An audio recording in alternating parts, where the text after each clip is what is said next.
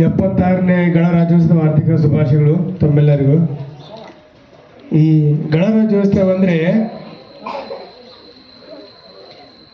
Doctor BR Ambedkar ಅವರು ನಮಗೆ 1947 ಸ್ವಾತಂತ್ರ್ಯ ಬಂದಮೇಲೆ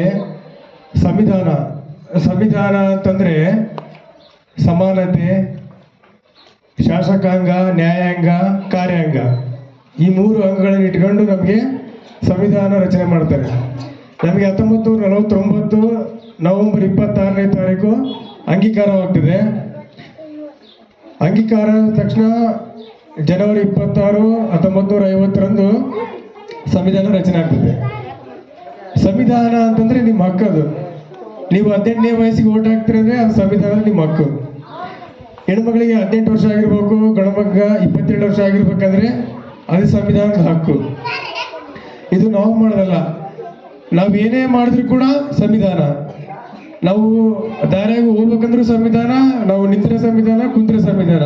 ಸ್ವತಂತ್ರ ನಮ್ಗೆ ಎಷ್ಟಿದೆಯೋ ಅಷ್ಟೇ ಅದಕ್ಕಿಂತ ದುಪ್ಪಟ್ಟಾಗಿ ನಮ್ಮ ಸಂವಿಧಾನ ನಮ್ಮ ಅಂಬೇಡ್ಕರ್ ಕೊಟ್ಟಿದ್ದಾರೆ. ಅದಕ್ಕಾಗಿ ಈ ಶಾಲೆ ಮಕ್ಕಳಿಗಿಂತ ಹೆಚ್ಚಾಗಿ ಜನಗಳಿಗೆ ಗೊತ್ತಿರ್ಬೇಕಿದೆ ಸಂವಿಧಾನ ಅಂತಂದ್ರೆ ಏನು, ಸ್ವಾತಂತ್ರ್ಯ ಅಂದ್ರೆ ಏನು ಅಂತ ಜನಗಳಿಗೆ ಗೊತ್ತಿರ್ಬೇಕು. ಮೇನ್ ಇಂಪಾರ್ಟೆಂಟ್ ಆಗಿ ಸಂವಿಧಾನ ಅಂತಂದ್ರೆ ಬರೀ ಶಾಲೆ ಮಕ್ಕಳು ಫ್ಲಾಗ್ ಹಾಸ್ಟಿಂಗ್ ಮಾಡ್ತಾರ. ಪಾಪ ಶಾಲೆ ಹುಡುಗರು ಹೇಳ್ತಾರ ಏನೇ ಬರಲಿ ಒಗ್ಗಟ್ಟಿರ್ಲಿ ಅಂತಾರ. ಶಾಲೆ ಹುಡುಗರು ಜನಗಳಿಗೆ ಹೇಳ್ತಾರೆ, ಊರಿನ ಜನಗಳಿಗೆ ಏನೇ ಬರಲಿ ಅಂದ್ರೆ ಸಣ್ಣ ಮಕ್ಕಳು ಊರಿನ ಜನಗಳಿಗೆ ಹೇಳ್ತಾರ ಏನೇ ಬರಲಿ ಒಗ್ಗಟ್ಟಿರ್ಲಿ. ಒಗ್ಗಟ್ಟಿಲ್ಲ ಐತೆ, ಹೌದಲ್ಲ? ಒಗ್ಗಟ್ಟಿಲ್ದಂಗ ಐತೆ ನಮ್ಮೂರು.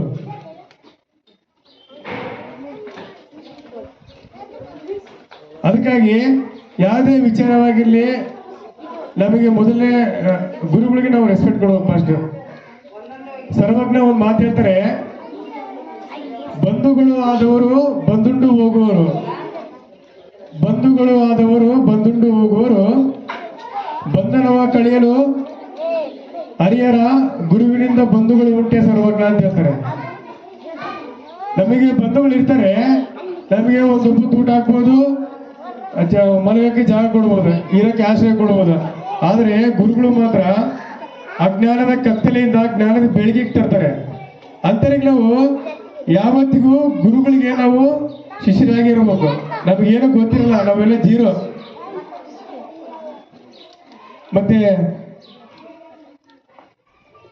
ಪುರಂದರದಾಸ್ ಒಂದು ಮಾತು ಹೇಳ್ತಾರೆ, ಗುರುವಿನ ಗುಲಾಮನಾಗುವ ತನಕ ದೊರೆಯದಣ್ಣ ಮುಗುತಿ, ಪರಿಪರಿ ಶಾಸ್ತ್ರವನ್ನು ಅನೇಕ ಬಾರಿ ಓದಿ ವ್ಯರ್ಥವಾಯಿತು ಬಗುತಿ ಅಂತ ಹೇಳ್ತಾರೆ. ಅಂದ್ರೆ ನಾವು ಯಾವತ್ತಿಗೂ ಗುರುವಿನ ಗುಲಾಮರಾಗಿ ಇರ್ಬೇಕು. ನಮಗೇನೋ ಗೊತ್ತಿರಲ್ಲ, ಸುಮ್ಮನೆ ಬರ್ತೀವಿ ಶಾಲೆಗೆ ಜಗಳ ಮಾಡೋಗ್ತೀವಿ. ನಮ್ಗೇನೇ ಕೇಳ ಹಕ್ಕಿದ್ರು ಕೂಡ ಕಾನೂನು ಮುಖಾಂತರ, ಸಂವಿಧಾನ ಮುಖಾಂತರ ಕೇಳ್ಬೇಕು. ನಾವು ಶಾಲೆಗೆ ಶಿಕ್ಷಕರಾಗಿರ್ಲಿ, ಮಕ್ಕಳನ್ನಾಗಿರ್ಲಿ, ದೊಡ್ಡವರಾಗಿರ್ಲಿ, ಚಿಕ್ಕವರಾಗಿ ಎಲ್ಲರನ್ನ. ಹಂಗಂದ್ರೆ ಮಾತ್ರ ಏನಾದ್ರು ಬೆಳವಣಿಗೆ ಸಾಧ್ಯ ಅಂತ ಈ ಸಂದರ್ಭದಲ್ಲಿ ಹೇಳ್ತೀನಿ. ಹೆಂಗಿರ್ಬೇಕಪ್ಪ ಅಂದ್ರೆ ನಮ್ಮ DVG ಗುಂಡಪ್ಪ ಒಂದು ಮಾತು ಹೇಳ್ತಾರೆ, ಹುಲ್ಲಾಗು ಬೆಟ್ಟದಡಿ ಮನೆಗೆ ಮಲ್ಲಿಗೆಯಾಗು, ಕಲ್ಲಾಗು ಕಷ್ಟಗಳ ಮಳೆಯ ವಿಧಿಸುರಿಯೇ, ಬೆಲ್ಲ ಸಕ್ಕರೆಯಾಗು ದೀನ ದುರ್ಬಲರಿಗೆ, ಎಲ್ಲರೊಳಗೊಂದಾಗು ಮಂಕುತಿಮ್ಮ ಅಂತ ಹೇಳ್ತಾರೆ. ಅಂದ್ರೆ ನಾವು ಹೆಂಗ್ ಬದುಕಪ್ಪ ಅಂತಂದ್ರೆ, ಹುಲ್ಲಾಗು ಬೆಟ್ಟದಡಿ ಹುಲ್ಲಾಗ್ಬೇಕಂತ. ನಾವು ಬೆಟ್ಟದಡಿ ಹುಲ್ಲಾದ್ರೆ ದನ ಕರುಗಳಿಗೆ, ಕಾಡಿನ ಪ್ರಾಣಿಗಳಿಗೆ ಅದು ಆಹಾರ ಆಗ್ತದೆ. ಹುಲ್ಲಾಗು ಬೆಟ್ಟದಡಿ. ಮನೆಗೆ ಮಲ್ಲಿಗೆ ತರ ಇರ್ಬೇಕಂತವೆಲ್ಲ. ಮಲ್ಲಿಗೆ ಸುವಾಸ ಹೆಂಗಿರ್ತದೆ, ಘಮ ಘಮ ಅಂತಿರ್ತದೆ.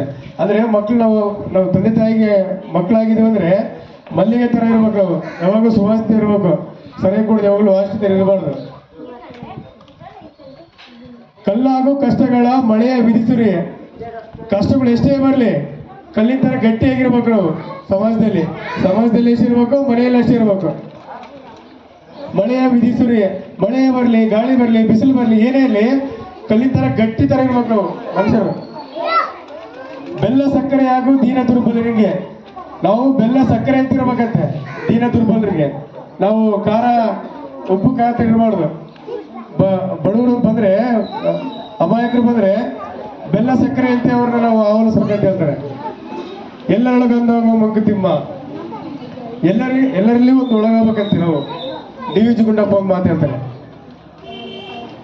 ಅದಕ್ಕಾಗಿ 76ನೇ ಗಣರಾಜ್ಯೋತ್ಸವನ ಎಲ್ಲರೂ ಅರ್ಥ ಮಾಡ್ಕೊಂಡು 76 ವರ್ಷ ಆಯ್ತು ನಮಗೆ ಸಂವಿಧಾನ ಬಂದು. ಆದ್ರೂ ನಾವು ಇನ್ನೂ ಭಾಳಷ್ಟು ಹಿಂದುಳಿದೀವಿ.